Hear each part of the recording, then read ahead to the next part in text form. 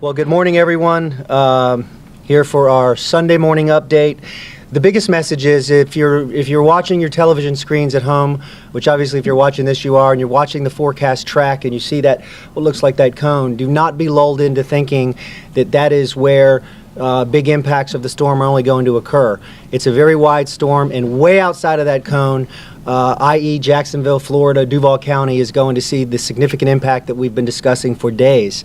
That includes serious rain, wind, flooding, potential tornadoes. So you should be hunkered down at this point. If you feel you need shelter, you can still travel to shelter up to at this point. We will begin by 8 p.m. tonight, starting to see the sustained tropical wind style stuff through midnight, and then as midnight it will deteriorate rapidly. So countywide, we're talking about 40 to 60 mile per hour gusts and 70 to 80 mile per hour winds. Again, I want people to stop and digest what that means. 40 to 60 mile per hour gusts, 70, 80 miles per hour for 12 hours. That is major. That is significant. Take this seriously. Please do not touch or get around down power lines. If you see flooding, do not get into flooded areas. There's no telling how, we know how powerful water is when it starts to move. It can kill you. Make sure that if you're using generators, hear me on this, do not use your generator, do not have your generator in your garage, do not have it in your home. That can kill you as well. The fumes can kill you and you won't even know it. Make sure that you have that running appropriately outside with proper ventilation. We have our ERAT teams are already out working, cutting and tossing and clearing roadways for public safety reasons. In the event of a tornado warning, again, different than a tornado watch. A tornado warning, please get into an interior room that is windowless. That is the safest place in your structure or your dwelling. Let's talk about what to expect in terms of power outages. So I've been in communication all through this whole entire week with the JEA, CEO Paul McElroy and the team. I spoke to the CEO of Florida Power and Light last night, who's also talking to and coordinating with our teams here. This is going to be a major statewide event. We all need to understand that the demand on resources will be more significant than Matthew was. So when your power goes out, the teams are going to be working hard to get you back up and running, but understand that this is going to impact the state like nothing that we've seen before. So with that, we will not be doing the 2 o'clock update. We will probably do an update this evening. We'll see how things develop. If there's a significant change between now and this evening, we'll also give you additional information. I would just say take care of your families, take care of yourselves. I opened my morning with a prayer for the people of Jacksonville and for the entire state of Florida. And let's get a little mental relief and root for our Jaguars today. With that, go Jaguars. Please welcome Angie from the National Weather Service. Hey, good morning, everyone. My name is Angie Agnetti. I'm your incident meteorologist here at the EOC, working with the mayor and the emergency response team for Irma. I want to start out with an update on what Irma is doing down in the Keys this morning, and then we'll talk about what we're seeing here in Jacksonville this morning, and then our anticipation of impacts from Irma. So this morning, around 8 to 9 o'clock, Irma made its passage, the center of the storm, across the Keys as a Category 4 storm. The max winds were up to 130 miles an hour. The forecast graphic that the mayor and we're trying to help educate everybody on, that's very common to look at, is a forecast track for the center of the storm out through 5 days. And there's a shaded area around the approximate center path of where the storm center could go that we're concerned folks are expecting impacts from the storm, including winds and surge and heavy rainfall as well as tornado threat, to stay within that shaded forecast track area. That is not what that product is. Impacts extend out from the storm, from the center of Irma, hundreds of miles. Irma is a very big hurricane. And so for us, over Northeast Florida, this impact area will be coming northward over the next 24 hours. So at this point, right now, across South Florida, tropical storm force winds extend out to about 200 miles east of the storm center. And that envelope of those strong tropical storm force winds is going to start blanketing northeast Florida as we get into tonight, okay? What we have going on outside this morning is technically not Irma. This is still that nor'easter event we've been talking about. But with this nor'easter, we're seeing wind gusts of 40, 50 miles an hour. And we're having some localized heavy rainfall already. In some parts of town, we're already up to 3 inches. And that's already causing flooding issues. So if what you see and what you're experiencing out there this morning makes you uncomfortable, just want you to understand that we're going to have deteriorating conditions as we go into this afternoon, with some of those first outer rain bands from Irma starting to rotate upward. And then tonight, again, that 8 o'clock to midnight time frame tonight is when we're expecting the county as a whole to be underneath this envelope of sustained tropical storm force winds. The peak of the winds is expected midnight tonight through midday tomorrow through noon of 40 to 60 miles an hour sustained. And we could see some gusts to hurricane force, that's around 70 to 75 miles an hour, along the immediate coast, as well as over parts of the river, over the St. Johns River. Okay, so we're still going to be getting these impacts from Irma. That story has not changed. Localized heavy rainfall flooding, that's what we're having this morning. It's going to become more widespread tonight. We're still looking at 10 to 15 inches with isolated amounts up to 20, especially along the coast. So widespread flooding issues. Storm surge, we're looking for up to 4 feet along the immediate coast and up to 3 feet in parts of downtown. And we're also really concerned with this surge and all this heavy rainfall, especially impacting parts of Riverside, San Marco, and parts of downtown, getting into tomorrow morning with the high tide cycle. That's going to be between about midnight tonight and 2 a.m. So parts of downtown, Riverside, San Marco, those areas are going to be especially vulnerable to some real flooding issues. This afternoon, when we start getting some of these outer rain bands coming up from Irma, we will have a tornado threat.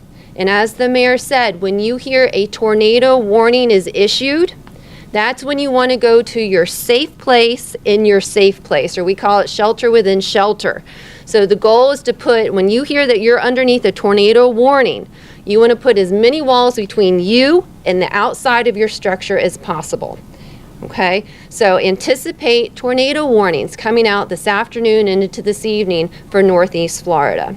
Okay, so we are going to be under that envelope of all hazards from Irma, with it really ramping up across our area tonight through tomorrow, through midday tomorrow. A gradual decrease in wind speeds tomorrow afternoon into tomorrow evening, and then tomorrow night, Monday night, midnight, or Tuesday morning, 12 a.m., is when we really anticipate much of the impacts to decrease, okay? Starting to get on the all clear side, okay?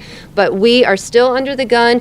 Please continue to listen to your local emergency response officials and heed their advice. This is still a serious storm for our area. Thank you. Thank you. And now Lieutenant Proper with JSO will give us an update. Hey, thanks, Mayor. Thanks for everybody coming out. I just want everybody to know your window to evacuate. If you're in a low-lying area, if you want to go to a shelter, that window is narrowing. Everybody needs to go ahead and make their plans to go to a shelter if that's your intent for this evening. The wind and rain that you see outside, you know, is not related to what we're going to expect in the future, but we already have ponding in the roadways and we already have hazardous driving conditions. Duval County is going to be impacted. Like Angie said, it's going to be a 600-mile wide storm. It is imperative that everybody not drive if you don't need to drive. We're seeing the winds pick up out there right now, and as Angie said, with the 40 to 50 mile an hour sustained winds and gusts to 70 and 80, this means bridges, especially the intercoastal waterway bridges, are at risk of closing. Not if they're going to close, but when they're going to close. And I know that's something that everybody's anxious about. And unfortunately, I can't give you a timetable of when that's going to happen, but that is going to happen. And I just want to share with the public, here's our operational plan as it relates to the bridges closing for the beaches, intercoastal bridges, JTB, Beach, Atlantic, and Wonderwood. When we start reaching at those thresholds, we're going to close those bridges simultaneously. We're going to take all the bridges off at the same time for the duration of the storm. So when those bridges go offline, they're going to be offline for an extended period of time, and there's not going to be any more commuting to and from. That's the reason if you want to go to a shelter, if you're debating doing that, then go ahead and do it. When the bridges come off, They're off in both directions. Down trees, roadways, power lines down, all that is expected tonight throughout the entire city. The best way to address that is through 630 City. Again, if you don't need to drive, don't drive. We have standing water in the city now. Turn around, don't drown. That's a catchphrase we use, but that's very important. Don't drive through standing water. You don't know how deep it is. There's going to be continuously higher water with the expected rainfall and the drainage issues that we have. Also, streetlights, if they're out, when they will be out, that's a four-way stop. Hopefully we won't be on the road during that time, but consider all power at intersections. If there's no signals, stop in all four directions. Remember, 911 emergencies are for police and fire. We'll be monitoring those calls. Police service, fire service is still available. There could be a significant delay as the winds peak, but we do have emergency services. We have people in place. We have the same level of service that the city normally gets in place now, and a large enhanced presence of police and fire and public safety and public works to address storm-related calls. Now that you've heard this before, that hunker down term, that's important. That's really something that we need everybody to do. Go to your safe place, stay there, and ride that out for the duration. Roads need to be for public works, for police, for fire, so we can get this city back online, evaluate what the damage is, and get back to normal. The more access we have to the roads, the faster you'll be able to get to those roads and get your houses and stuff back in order. Jack's Ready COJ is a good source of information. Follow us on Twitter, JSOPIO, and jacksheriff.org. Follow us on Facebook, and we'll entertain any questions after if you have any. Chief Prop. I'm sorry, real quick. Yes. The question come up, when you say all the bridges will close, you're referring to all the beach bridges simultaneously. That is correct. Some bridges will go offline. Yeah, so good point, good question. As it relates to the beaches, those bridges will come off simultaneously. FHP's monitoring the Buckman and the Danes Point Bridge. We're looking at the Hart and the Matthews Bridge, the higher profile bridges. Those will be taken off based on the conditions. The bridges at the beaches, when the conditions arrive at any bridge, they all go off. So I just want to make that clear. Thanks. Mayor, Mayor Lenny, if you don't mind addressing, I know you've talked about significant flooding. Already this morning in San Marco, we've seen standing water. There's a few city workers there trying to drain out the clogged drains. What is the city doing right now for some people that have clogged drains in their neighborhood? Yeah, Public Works is out this morning. Will continue to be out as long as they can, and it's as long as it's safe to be out. So the city's working. Expect flooding, though. I mean, this is going to be a serious event, and we're already seeing major wind and rain from the nor'easter, not even from Irma yet. So your city's working. I have two questions. One, could you describe your conversation with Governor Scott this morning? And the second one, JEA assets, we're going to keep them until we're fully online, or are they going to be released to West Florida where the need may be great? The information that I have at this point is the JEA assets are focused on Duval County. Governor and I spoke this morning, as we always speak, but we spoke about, I asked him how he was doing. I asked him how the rest of the state was doing, how South Florida was holding up. I thanked him for his leadership. Talked to him about sharing assets for power restoration in Jacksonville, and just acknowledging, as I said, that this is going to be a statewide event, and we're all just going to have to work together and be brothers and sisters in arms, not only as a community and as a city, but as an entire state. I have family and friends literally in Key West, throughout the entire state of Florida, and as all of us do. So let's just be mindful of that. Man, what's the capacity of the shelter? We are at 11%. We have capacity of about 15,000. We have capacity right now of about 15,000, and we're nowhere near that Nowhere near. in terms of people showing up. So we have Legends is full. Legends is full. We have plenty of room in the other shelters. Mayor Curry, will Duval County Public Schools be closed on Tuesday? They have that determination will be made Monday based on our discussions with the superintendent. We expect, again, unless something changes with conditions, we expect the city to be open and back up and running on Tuesday. Yeah, that's my question. City council meeting on Tuesday is still go.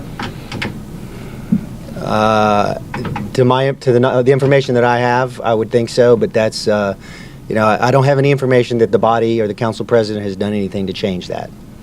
Mayor Curry, if you don't mind talking a little bit about, we've seen so many people on the road still driving to your destination. Can you get a message out to those people that are still driving out there or that are walking and taking pictures? What do you have to say to them about, putting their lives at risk to try to get an image? It's dangerous, and again, debris. There's wind speed out there now that something could fly, hit you, hurt you. There's already flooding, and when water starts to move rapidly, I mean, we've all seen these images on television. It's very dangerous. Just know where you're going to be, and please get in your place of dwelling, and secure yourself and your friends and your family. Have you heard from your friends and family in Key West? Did they get out? That kind of stuff? So I have some relatives that evacuated. My mother has some cousins and maybe aunts and uncles that have been down there their entire lives, and they did not evacuate. So I'm waiting for an update on her. Did not have an update as of last night. Any other questions? Okay, everybody, media, everybody watching, please take care of yourselves. And if anything develops between now and this evening, we will certainly give you an update. And hey, we're ready, and we're in this together, so be safe.